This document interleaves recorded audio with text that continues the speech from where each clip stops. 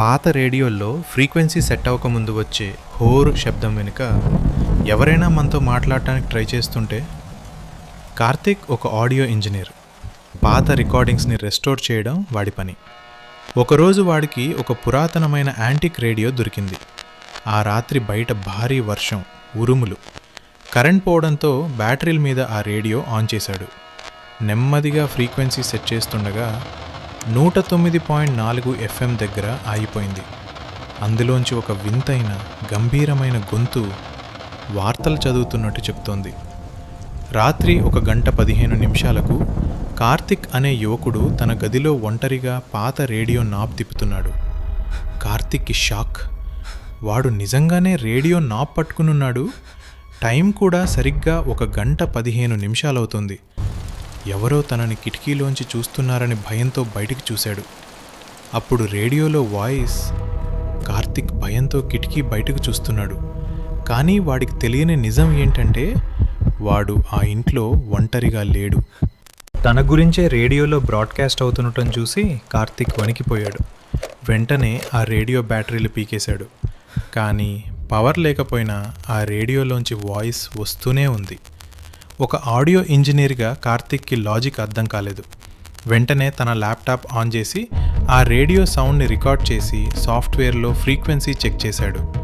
ఆ వాయిస్ వెనుక మనిషికి వినిపించని ఒక క్రూరమైన మృగం శ్వాస తీసుకుంటున్న శబ్దం రికార్డ్ అయింది. రేడియోలో వాయిస్ మళ్ళీ మొదలైంది. కార్తిక్ ల్యాప్టాప్ స్క్రీన్ చూస్తూ భయపడుతున్నాడు. సరిగ్గా అదే సమయానికి చీకట్లో ఉన్న ఆ ఆకారం మెట్లు దిగి కిందకు వస్తోంది. అలా అనగానే నిజంగానే హాలులో మెట్లు దిగుతున్న వింతైన భారీ అడుగుల చప్పుడు కార్తిక్కి వినిపించింది. వాడు వెంటనే పరిగెత్తుకెళ్ళి గది తలుపు గడియ పెట్టాడు. రేడియోలో వాయిస్. ఇప్పుడు ఆ ఆకారం కార్తిక్ గది బయట నిల్చుంది. నెమ్మదిగా తలుపు హ్యాండిల్ పట్టుకుంది. కార్తిక్ కళ్ళెదుటే లాక్ చేసి ఉన్న తలుపు హ్యాండిల్ నెమ్మదిగా కిందకు తిరుగుతోంది. తలుపు హ్యాండిల్ తిరుగుతుండటంతో కార్తిక్ ప్రాణాలు అరచేతిలో పెట్టుకుని గదిలోని కిటికీ అద్దం పగలగొట్టి బయటకు దూకాలని ట్రై చేశాడు. కానీ రేడియోలో వాయిస్ వాడిని ఆపేసింది. కార్తిక్ కిటికీ దగ్గరకు వెళ్ళాడు. కానీ వాడు ఒక టెక్నికల్ లాజిక్ మర్చిపోయాడు. ఏ రేడియో బ్రాడ్కాస్ట్ అయినా ఎప్పుడూ ఒక 5 సెకండ్లు లేట్గా వస్తుంది. అంటే రేడియోలో నేను చెప్తున్నది అప్పటికే జరిగిపోయింది. ఆ ఆకారం ఇప్పుడు తలుపు దగ్గర లేదు. అప్పటికే గదిలోకి వచ్చేసింది. రేడియోలో వాయిస్ చాలా దగ్గరగా స్పష్టంగా ఎకో అవుతూ వినిపిస్తోంది. కార్తిక్ భయంతో శిలలా మారిపోయాడు. ఎందుకంటే ఆ ఆకారం ఇప్పుడు తలుపు దగ్గర లేదు.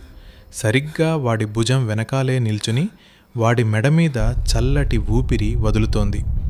కార్తిక్కి నిజంగానే తన మెడ మీద ఎవరిదో చల్లటి శ్వాస తగిలింది. వణుకుతూ నెమ్మదిగా వెనక్కి తిరిగాడు. ఆ చీకట్లో 2 ఎర్రటి కళ్ళు, భయంకరమైన కోరలు ఉన్న ఒక రాక్షస రూపం వాడిని చూసి వికారంగా నవ్వింది.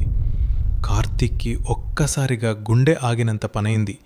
ఆ తర్వాత రేడియోలో కేవలం కార్తిక్ అరుపులు, మాంసం చీల్తున్న శబ్దాలు మాత్రమే వినిపించాయి. తర్వాత డెడ్ సైలెన్స్. ఎప్పుడైనా పాత రేడియోలో మీ పేరు వినిపిస్తే వెనక్కి తిరిగి చూడకండి. ఈ సిరీస్ ఎలా అనిపించిందో కామెంట్స్లో చెప్పండి. మరిన్ని థ్రిల్లింగ్ వీడియోల కోసం తెలుగు హారర్ ఫైల్స్ని ఫాలో అవ్వండి.